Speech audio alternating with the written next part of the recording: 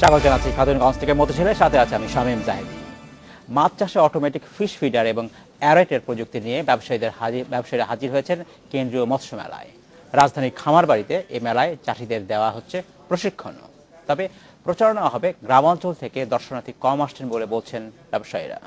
আজ আমরা আলোচনা করব মৎস্য মেলা নিয়ে কথা বলতে আমাদের স্টুডিওতে রয়েছেন মৎস্য দপ্তরের সাবেক মহাপরিচালক মোকাম্মেল হোসেন। তবে আলোচনা শুরু করার আগে দেখে নেব একটি প্রতিবেদন। এবারে কেন্দ্রীয় মৎস্য মেলায় নিয়ে আসা হয়েছে নতুন নতুন সব প্রযুক্তি, যার একটি অটোমেটিক ফিশ ফিডার যন্ত্র। অনলাইনের সাথে এটি যুক্ত করলে বারবার মাছের খাবার দেওয়ার ঝামেলা থাকবে না। আগেই নির্ধারণ করার সময়ে খাবার দেবে ভারত থেকে আমদানি করা এ যন্ত্রটি। আর অ্যারেটর যন্ত্রটি পানিতে অক্সিজেনের পরিমাণ বাড়িয়ে মাছ ও চিংড়ির উৎপাদন বৃদ্ধি করে। কতগুলো একেবারেই নতুন প্রযুক্তি, যেমন ভাইরাস এবং ব্যাকটেরিয়া মুক্ত, রোগমুক্ত চিংড়ি, যেটাকে আমরা ইংরেজিতে বলি স্পেসিফিক প্যাথোজেন ফ্রি চিংড়ি। মেলায় মাছ চাষের নতুন প্রযুক্তি দেখতে ভিড় জমাচ্ছেন দর্শনার্থীরা। মাছ চাষের বিভিন্ন কলাকৌশল ও প্রযুক্তি সম্পর্কে জানতে পেরে আনন্দিত তারা। যেসব যন্ত্রপাতি ব্যবহার করে মাছের পরীক্ষা করা হয়, তারপর উৎপাদন বাড়ানো যায়, সেগুলো দেখলাম। যে মাছগুলো আমরা হয়তো ছবিতে দেখছি, বাট এখানে লাইভ দেখতে পারছি। তবে ব্যবসায়ীদের অভিযোগ, প্রচারণার অভাবে এসব প্রযুক্তির খবর পৌঁছাচ্ছে না গ্রাম অঞ্চলের দর্শনার্থীদের মধ্যে। ঢাকাতে যে এরকম একটা মেলা হচ্ছে, আমার মনে হয় যে তাদের হয়তো জানার ব্যাপারটা, অবগতির ব্যাপারটা একটু কমতি আছে। ফিশারিজ সেক্টরে অনেক বড় বড় কোম্পানি এখন ব্যবসা করে, তাদের অনেকেই এই মেলায় নাই। বর্তমানে দেশের মাছের উৎপাদন প্রায় 40 লাখ মেট্রিক টন। গত বছর 20টি দেশে রপ্তানি হয় 2 লাখ টন মাছ, আয় 4000 কোটি টাকা। আগামী 5 বছরে 45 লাখ মেট্রিক টন মাছ উৎপাদন করতে চায় সরকার, আর রপ্তানির লক্ষ্যমাত্রা 6 লাখ টন। সরকারি ও বেসরকারি 29টি প্রতিষ্ঠান অংশ নিয়েছে এই মেলায়। স্টল রয়েছে 39টি। মেলা চলবে আগামী 24 জুলাই পর্যন্ত। Irin Khatun, Independent News, Dhaka. দেখলাম প্রতিবেদনটি। ইতিমধ্যে আমাদের সাথে যোগ দিয়েছেন ঢাকা বিশ্ববিদ্যালয়ের প্রাণীবিদ্যা বিভাগের অধ্যাপক ডক্টর নিয়ামুল নাসের। জনাব নিয়ামুল নাসের, আপনাকে স্বাগত জানাচ্ছি। জনাব মোকাম্মেল হোসেন, আপনাকেও স্বাগত জানাচ্ছি। আমরা প্রতিবেদন দেখলাম যে এখানে ঢাকায় মৎস্য মেলা হচ্ছে, এবং মৎস্য মেলার যে মূল উদ্দেশ্য হচ্ছে যারা মাছ চাষি তাদেরকে খুব একটা আকৃষ্ট করা যাচ্ছে না বলে আমরা আয়োজকদের পক্ষ থেকে জানতে পারলাম। এই যারা আসলে মূল স্টেক হোল্ডার, মৎস্য চাষি যারা, মৎস্যজীবী যারা, তারা এই মেলায় তাদের জন্য কিছু লাভবান হচ্ছে কিনা, নাকি এই ধরনের মেলা আসলে বাংলাদেশের বিভিন্ন অঞ্চলে ছড়িয়ে দেওয়া উচিত, যাতে সত্যিকার অর্থে যারা এটা স্টেক হোল্ডার তারা লাভবান হতে পারে? এটা খুবই একটা গুরুত্বপূর্ণ অংশ এই মৎস্য সপ্তাহের মেলা। এখানে কয়েকটি উদ্দেশ্য কাজ করে। একটা হলো ঢাকাতে করা হচ্ছে, আমাদের উপজেলা লেভেলেও ছোট ছোট মেলা করা হয়। এটা শুধু ঢাকা বেসড না, ওই উপজেলা যেগুলি হয় সেখানে সেই অনুযায়ী তারা বিভিন্ন জায়গায় প্রচার করে এবং সেই অনুযায়ী সেই সব যজ্ঞ হয়। কিন্তু ঢাকাতে মেইন যারা এন্টারপ্রিনার্স, ক্যাপিটাল বেস, সেখানে আসে, তারা এসে দেখে। এবং এইগুলি এই যে আপনি বললেন অটোমেটিক অ্যারেটার, এটার একটা পারপাস আছে, অক্সিজেন করে, আবার এই যে ন্যাচারাল ফুডটাকে ডেভেলপ করার জন্য কৃত্রিম বাইরে থেকে ফুড দেওয়ার কোনো প্রয়োজন নাই। ওটাই যে প্রোডাক্টিভিটি ফটোসিনথেসিসের মাধ্যমে করবে। এইগুলি যখন এই টেকনোলজি ঢাকা বেশ বড় বড় ইন্ডাস্ট্রিয়ালিস্ট দেখবে, তখন তাদের ওই যে ফিড দিয়ে যে যত কস্ট, এটা রিডিউস করবে, এটা আসবে। তবে এটা এখন কেবলমাত্র হয়েছে তো, আর এটা ঢাকার যে জটিলতা, যানজটের জন্য অনেকেও ইচ্ছা করলেও পারে না। তবুও যারা যাচ্ছে, তবে এই ধারা যদি চলতে থাকে, যেহেতু গ্রামগঞ্জের হচ্ছে না, কিন্তু হচ্ছে হলো উপজেলা ভিত্তিক, তারপরে হলো আপনার জেলা ভিত্তিক মেলা হচ্ছে, ওখানে আকৃষ্ট হবে। এইবার যদি কম হলো, দেখা যাবে যে নেক্সট ইয়ারে আরও হবে। তবে এই মেলা আরও অনেক কিছু স্টলে মাছ বিক্রি হচ্ছে। আমাদের প্রজন্ম যারা এইসব মাছ হারায় গেছে, যারা দেখে নাই, মাছ কেটে নিয়ে এসে বাসায় বাবা খাবারের জন্য মাছ দেয়, কিন্তু মাছটা কি মাছ, কিরকম মাছ, এগুলো তো দেখে নাই। এটাতেও আকৃষ্ট করতেছে। এই একটা লাভ হবে ইনশাআল্লাহ, হচ্ছেও। ধন্যবাদ ডক্টর নিয়ামুল নাসের। আপনি আমাদের সাথে আর যজ্ঞ শুরু করার আগে আমরা আসলে প্রতিবেদন দেখছিলাম, যে প্রতিবেদনে বলা হচ্ছিল যে ঢাকায় যে মৎস্য মেলাটা হচ্ছে, খামার বাড়ি প্রাঙ্গণে যেটা হচ্ছে, সেখানে যে মূল উদ্দেশ্য যারা চাষি, যারা কৃষিজীবী, যারা মৎস্যজীবী তাদের অংশগ্রহণ অতটা নেই। এই ক্ষেত্রে আসলে এই মেলার যে নতুন যে প্রযুক্তি, সেই প্রযুক্তি যারা মূল স্টেক হোল্ডার তাদের কাছে ছড়িয়ে দেওয়ার জন্য কি এই মেলায় যথেষ্ট কিনা, নাকি আরও কিছু করা উচিত? ধন্যবাদ। প্রথমে আমি যেটা বলতে চাই, এই মৎস্য মেলাগুলো হচ্ছে একটা আয়নার মতো। হ্যাঁ, যেটা হচ্ছে যে আমাদের যতগুলো মৎস্য সেক্টরে যে টেকনোলজিগুলো আছে, Right. সেই টেকনোলজিগুলোই কিন্তু এখানে দেখানো হয়। আর আপনি হয়তো এবার লক্ষ্য করে দেখবেন যে এবার কিন্তু অনেকগুলো নতুন নতুন টেকনোলজি আছে, যেমন রিসাইক্লিং সিস্টেম, অথবা আমাদের দেশে যে দুটা মাছ যেটা বিদেশে রপ্তানি করা হয় লাইভ, একটা হচ্ছে ক্র্যাবস মানে যেটা শিলা কাঁকড়া যেটাকে বলে, আর একটা হচ্ছে মাডিল বা কুচে। তো এগুলা কিন্তু এখানে দেখানো হচ্ছে। প্লাস আরেকটা ইন্টারেস্টিং হচ্ছে যে ভেটকি মাছের চাষ সম্বন্ধেও কিন্তু এখানে দেখানো হচ্ছে। বা আমি এটা সাধারণ উদাহরণ, আর এছাড়া অন্যান্য ফিড ইন্ডাস্ট্রি, মেডিসিন এবং অন্যান্য যে স্টেক হোল্ডার আছে ওনারাও আসছেন। তো আমার কাছে এটা কিন্তু মৎস্যজীবী বা মৎস্য চাষিরা কিন্তু আমাদের গ্রামে গঞ্জে আছেন, জি। তবুও এনাদেরকে উদ্বুদ্ধ করার আগে এখানে কিন্তু অনেক রকম অ্যাক্টিভিটিস আমাদের করা হচ্ছে। সেই অ্যাক্টিভিটিসগুলো কিন্তু আমাদের মিডিয়া জানে না, আমাদের যে শহরের যে জনগণ এনারা জানেন না। জি। তো এইটা কিন্তু আসলে একটা ব্রড স্পেকট্রামে ঢাকাতে করা হচ্ছে, যাতে এনারাও যেন জানে যে ওনারা যে মাছটা খাচ্ছে ওটা কিভাবে আসছে।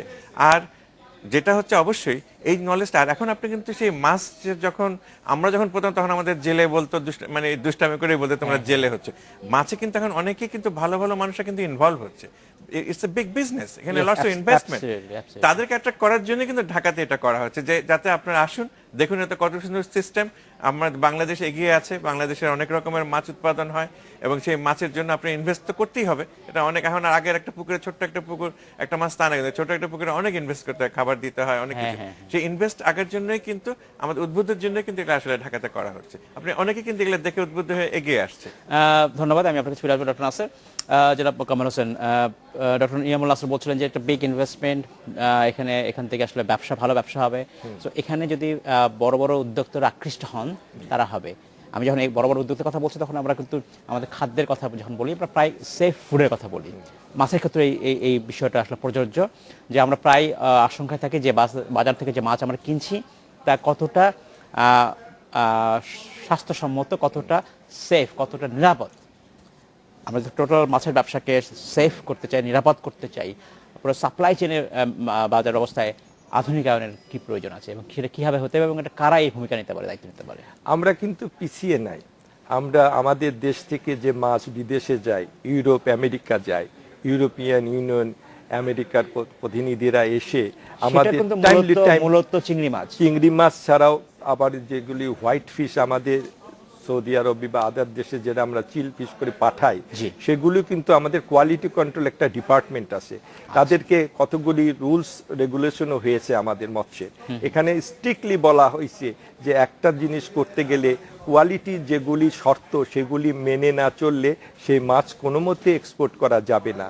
হ্যাঁ, এবং প্রতিটি খাদ্যের মধ্যেও আমাদের কোয়ালিটি ফিড যেগুলি আছে সেগুলি আমাদের ইন্সপেক্টররা যায়, ওই ফ্যাক্টরিতে যায়, এগুলি চেক করে আসে যে তারা ঠিকমতো ইনগ্রিডিয়েন্ট দিচ্ছে কিনা, বা যে ইনগ্রিডিয়েন্টস পরবর্তীতে মাছে হ্যাজার্ড সৃষ্টি করবে আমাদের এইগুলি। আর বাজারেও তো আমাদের মনিটরিং করার জন্য আগে ফরমালিন ছিল। আমি যখন ডিজি ছিলাম প্রথমে কিন্তু ফরমালিনের বক্সটা থাইল্যান্ড থেকে নিয়ে এসে বাংলাদেশে বিসিএস এর মাধ্যমে আমরা এটা তৈরি করে সারা উপজেলাতে দেওয়ার পরে তখন মানুষের মনে একটা আতঙ্ক সৃষ্টি হয়েছিল যে ভেজাল মাছ। এখন তো আমি বাজারে দেখি মাছই আগমন। তাহলে বোঝা যায় যে মাছটা কিছুটা আগের তুলনায় অনেক বেশি এই সরকারের আমলে সেফ ফুড হিসাবে হয়ে আসছে। কমপ্লেসেন্ট হবার মতো কোনো কারণ নেই, নিশ্চয়ই আমাদেরকে আরো কাজ করতে হবে।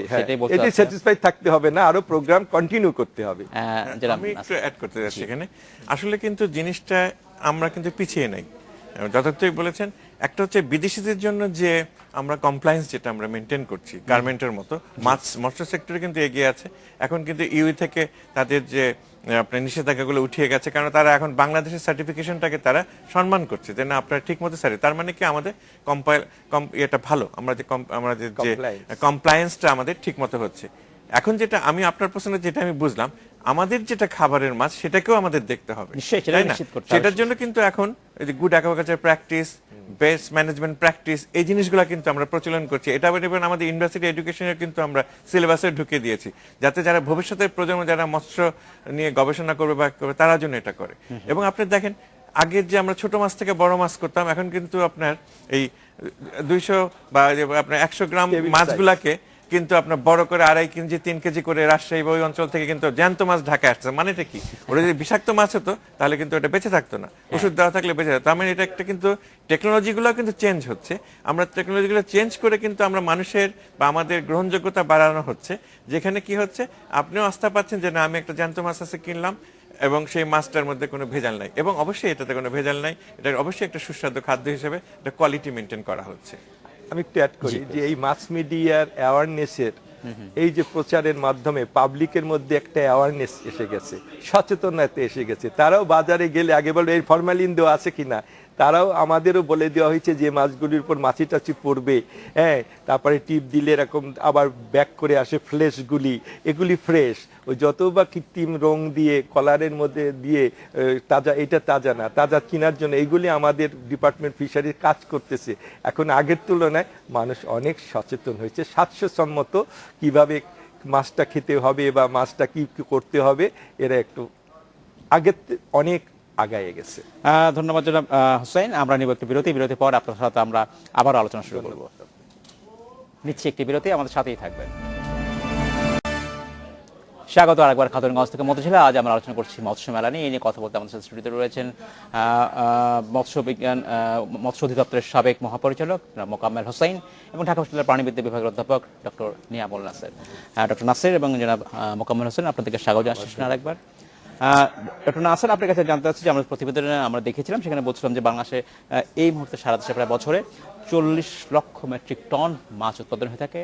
এর মধ্যে 2 লক্ষ মেট্রিক টন অ্যাভারেজে বাংলাদেশ থেকে রপ্তানি করা হয়। সরকারের লক্ষ্য হচ্ছে আগামী 5 বছরের জন্য এই রপ্তানি হবে হচ্ছে 6 লক্ষ মেট্রিক টন। এক্ষেত্রে এখন ঠিক যেভাবে আমরা মৎস্য উৎপাদন করছি, কি বাড়তি প্রণোদনার প্রয়োজন বা বাড়তি কী ধরনের পদক্ষেপ প্রয়োজন, যার ফলে সরকার তার লক্ষ্য, মৎস্য উৎপাদনের লক্ষ্য এবং মৎস্য রপ্তানির লক্ষ্য অর্জন করতে পারে? ধন্যবাদ।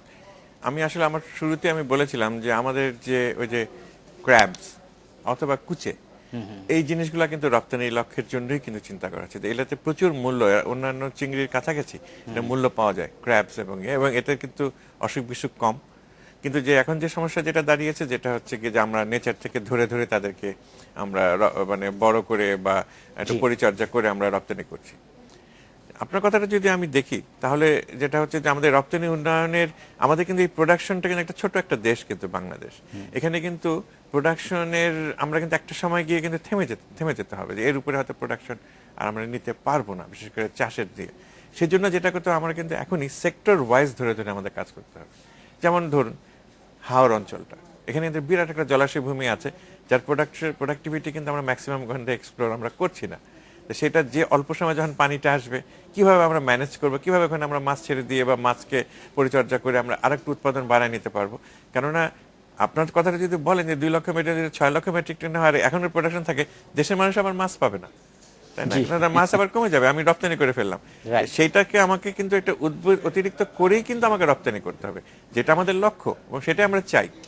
সেই জন্য ওইটা চলন বিল, কাপ্তাই হ্রদ, এই বিভিন্ন জিনিস আনফোল্ডেড রয়ে গেছে। কিন্তু আমরা এইসব জায়গাগুলোতে কিন্তু আমরা আমাদের দৃষ্টি স্থাপন করে সুন্দরভাবে ম্যানেজমেন্ট প্ল্যানের মধ্যে এনে কিন্তু আমরা মাছের উৎপাদন বাড়াতে পারি।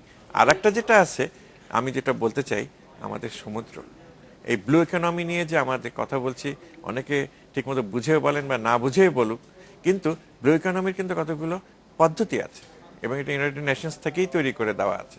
সেইভাবে যদি আমরা সুনির্দিষ্টভাবে যদি আমরা ব্লু ইকোনমিটাকে যদি আমরা ইউজ করতে পারি, সমুদ্রের যে মানে জলজ আমাদের যে সম্পদ, তাহলে কিন্তু আমরা এটা একদম মাত্র 15 থেকে 16%, কিন্তু অনেক অল্প, যেটা পৃথিবীতে কিন্তু সবাই কিন্তু সমুদ্রের মাছই পছন্দ করে।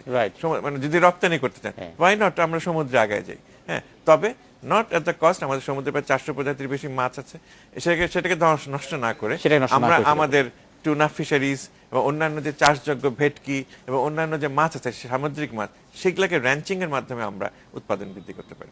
জনাব মোকাম্মেল হোসেন, আপনার কি মনে হয় যখন সরকারের দিক থেকে কি ধরনের এই জাতীয় কোনো পরিকল্পনা আছে কিনা, জলাশয়কে বেস করে সেখানে মৎস্য উৎপাদনের কোনো পরিকল্পনা সরকার নিয়েছে কিনা? যে আপনি দীর্ঘদিন মৎস্য অধিদপ্তরের মহাপরিচালক ছিলেন, সে কারণে এখানে বেশ কত প্রকল্প আছে। যেমন community base fisheries development programme আছে, জি। তারপরে এই যে ওয়েটল্যান্ড বায়োডাইভার্সিটি প্রজেক্ট নিয়েছে সরকার। উনি যেটা বললেন যে এখন বর্তমানে উনি বললেন যে আমরা নেচার থেকে পোনা সংগ্রহ করে কালচারে নিয়ে আসতেছি, কিন্তু সরকার ইতিমধ্যে কুচ্চের হ্যাচারি কুচ্চা পার্বত্য চট্টগ্রামে কুচ্চের চাষ সম্প্রসারণ করেছে। আর আমি বিভিন্ন জায়গায় শ্যামনগর ওই কোস্টাল বেল্টে দেখতেছি যে এখন আর ওই নেচার থেকে ক্রাফ কালেকশন করে ওটাকে আবার কৃত্রিম প্রজননের মাধ্যমে অনেক হ্যাচারি তৈরি হয়েছে। এই যেভাবে সরকারি পদক্ষেপ নিচ্ছে, যেখানে পোনা শর্ট আছে সেখানে পোনা তৈরি করে সেই জায়গায় জলাশয় চাষ করার জন্য সেই মানুষগুলির কাছে মোটিভেশন অ্যাওয়ারনেস ক্রিয়েশন করে এর লাভ বা লোকসান যে লাভটা পরিচিতি করে আজকে মাছ চাষে উদ্বুদ্ধ করার জন্য আমাদের মৎস্য অধিদপ্তরের সম্প্রসারণ কর্মকর্তারা কাজ করে যাচ্ছে। উনি সমুদ্রের কথা বললেন। রিসেন্টলি আমি একটা প্রজেক্টে ওখানে ইম্প্যাক্ট করতেছি, তাতে দেখছি যে আগের তুলনায় মাছ কিছুটা কমে গেছে। ওখানে কিছু সমস্যা আছে, সেটা সমস্যা নিরসন করতেছে সরকার। ব্যান করেছে টাইম পিরিয়ডে ডিপ সি ফিশিং করতে পারবেন না, শ্যালো ওয়াটারে ট্রলারগুলি আসতে পারবেন না, যার পরে ওই যে মাছগুলি বেশি এক্সপ্লয়েট হইতো সেগুলি সুযোগ পাচ্ছে ব্রিডিং করার জন্য, বড় হওয়ার সুযোগ করে পাচ্ছে। এই পদক্ষেপ সরকার যেটা বর্তমান নিচ্ছে এটা কন্টিনিউয়াস যদি ধারাবাহিক চলতে থাকে, এর জন্য যে সাপোর্টিং জনবল, লজিস্টিক সাপোর্ট এবং ফাইন্যান্সিয়াল অ্যাসিস্ট্যান্স যদি দিয়ে দেওয়া যায়, এই একটা সেক্টর দিয়েই গভর্নমেন্ট তার ইকোনমিকের ধারাটাকে ওয়ার্ল্ড ওয়াইডে তুলে নিতে পারে, যেটা অলরেডি আমরা চতুর্থ না কত স্থানে আমরা চলে গেছি মাছের দিয়ে। ডক্টর নিয়ামুল নাসের, যথেষ্ট লোকবলের অভাব আছে তো সেটা সবাই আমরা বলি, সেই অভাবটা আসলে কিভাবে পূরণ করতে পারি এবং ভবিষ্যতের জন্য আমরা যথেষ্ট জনবল তৈরি করার মতো সময় অর্থ ব্যয় করছি কিনা? এটা একটা খুবই ইম্পর্টেন্ট একটা পয়েন্ট। আমরা যত কথা বলি সেটা যদি লোকবল না থাকে তাহলে হবে না।